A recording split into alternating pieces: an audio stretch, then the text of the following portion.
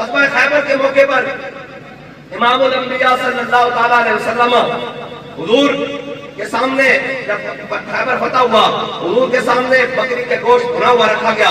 جب امام الانبیاء لقمہ لینے لگے تو وہ بکری کا گوشت بھنا ہوا تھا، وہ بول پڑا یا رسول اللہ مجھے نہ کھائیے گا، میرے اندر زہر موجود ہے۔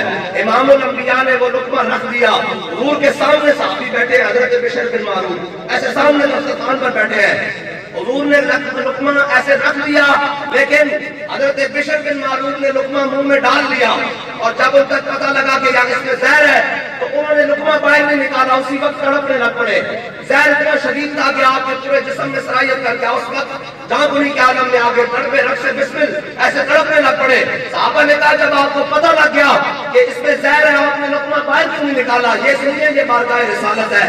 حضرت بشر بن معروف نے کہا میں امام الانبیاء کے سامنے بیٹھا ہوا تھا، اور اس لیے اگر میں لقمہ باہر نکالتا منہ سے کہیں حضور کی طبیعت پر ناگوار گزرتا تھا، مجھے یہ گوارا نہیں تھا۔